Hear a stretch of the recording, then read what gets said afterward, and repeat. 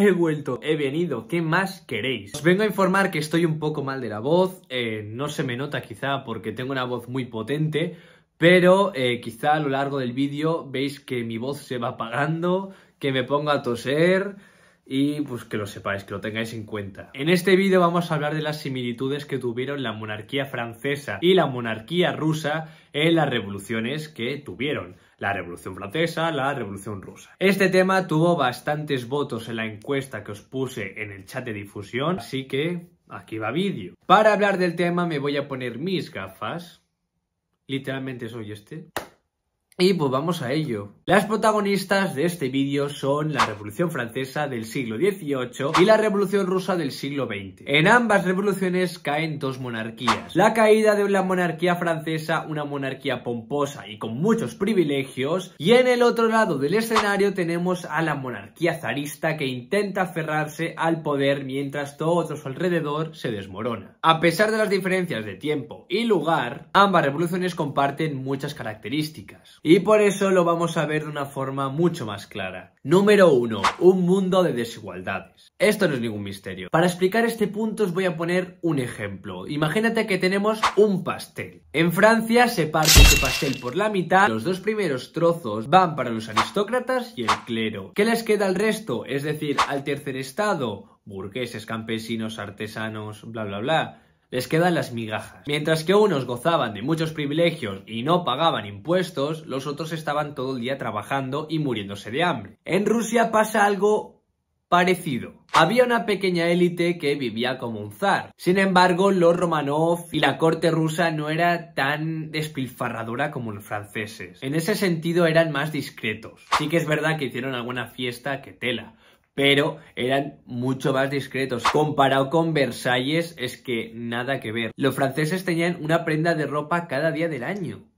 En cambio, los rusos, pues no. Sin embargo, mientras unos estaban muy privilegiados en Rusia, había una parte de la población, campesinos, soldados, que se morían de hambre, de frío, y por parte del gobierno no había ningún tipo de ayuda ni reforma que cambiara esa situación. Así que básicamente encontramos sociedades muy desiguales. En el punto número 2 vamos a hablar de la mala administración que había con el dinero y las bancarrotas. Ambos gobiernos estaban llenos de problemas económicos hasta el cuello. En Francia habían gastado una fortuna en guerras, hasta ayudaron a los estadounidenses a independizarse. ¿Cómo se mete alguien en una guerra en plena bancarrota? Además de gastar una fortuna en guerras, también tenían que gastar la fortuna en el despilfarro de la corte francesa, que eso no se iguala con nada. Una corte muy extravagante. De hecho, cuando el gobierno por parte de Luis XVI intentó hacer reformas económicas para la corte y el clero, es decir, que pagaran impuestos, el clero y los aristócratas se negaron a esta reforma. En unos días estalló la Revolución Francesa, así que se la podrían haber evitado por pagar un poquito. En Rusia también hay muchos problemas económicos. Empieza la Primera Guerra Mundial, que fue un desastre para Rusia, o sea, perdieron muchísimas personas y dinero para nada. El esfuerzo bélico acabó por vaciar las arcas y hacer que la economía se fuese para abajo. La gente tenía hambre, la inflación subía más rápido que la fiebre en un día de verano y el zar Nicolás II no sabía cómo arreglar esto. Así que la cosa se le fue de las manos. En el puesto número 3 vamos a hablar de las similitudes de los reyes, es decir, de Nicolás II y de Luis XVI. ¿Qué pasa con estos reyes? ¿Qué tienen en común? Para empezar, ambos reyes no querían ser reyes. Es decir, Luis XVI no quería ostentar el título de rey, gobernar Francia, y por otro lado tenemos a Nicolás II que le pasa exactamente lo mismo, no quiere ser zar, no se ve capacitado de hacerlo. Ambos prefieren tener vidas mucho más humildes y evitar ser el centro de atención. Otra de las similitudes que tuvieron estos reyes es que se rodearon de la gente incorrecta, es decir, consejeros que los manipulaban o se aprovechaban de que tenían poca firmeza y provocaba que tomaran decisiones incorrectas. Otra de las similitudes también muy parecida es que ambos fueron asesinados, uno guillotinado y el otro fusilado de forma brutal. En el puesto número 4 vamos a hablar de las similitudes de las reinas. María Antonieta, reina de Francia, y Alejandra Feodorovna, zarina de Rusia. Ambas compartieron destinos trágicos, marcados por la caída de sus respectivas monarquías y su ejecución violenta. A pesar de vivir en épocas y lugares diferentes, sus historias tienen muchos paralelismos. Para empezar, fueron esposas de monarcas caídos y extranjeros. María Antonieta, que era austríaca, se fue a Francia para casarse con Luis Augusto, y Alejandra, que era alemana, se fue a Rusia para casarse con Nicolás. Ambas mujeres eran esposas de monarcas que terminaron perdiendo el trono en medio de revoluciones.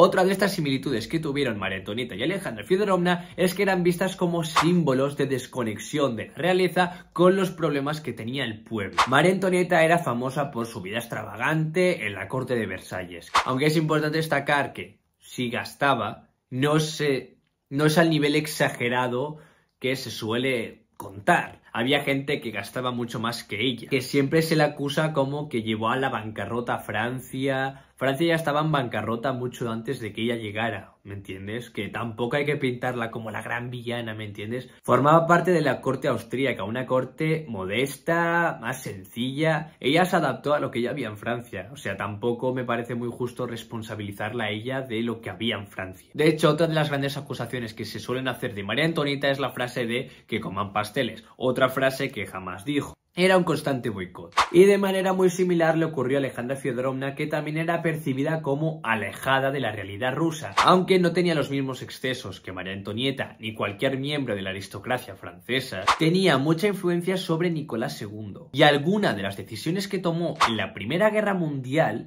provocó que muchos la culparan a ella y a su entorno por la mala gestión del conflicto y por dar prioridad a temas que realmente no eran relevantes, o no eran relevantes en ese contexto de guerra y de crisis interna. Otra de estas similitudes es que ambas reinas fueron vistas como malas influencias sobre sus maridos. Como he dicho anteriormente, en el caso de Alejandra, se dice que influenciaba mucho a Nicolás II porque era muy manipulable, sobre todo a nivel de creencias religiosas y la confianza ciega que tenían con Rasputín. Esto creó la percepción de que la zarina tenía más poder del que le correspondía y que estaba llevando al zar por un camino equivocado. En el caso de María Antonieta se le acusaba de manipular a Luis XVI y de favorecer los intereses de Austria, su país natal, lo que la hizo todavía más impopular por los franceses. Otra de estas similitudes que tuvieron ambas reinas es que fueron prostituidas por la prensa para desprestigiarlas y dar una peor imagen de la que ya tenían. Y es que la prensa tuvo un papel muy relevante en ambas revoluciones.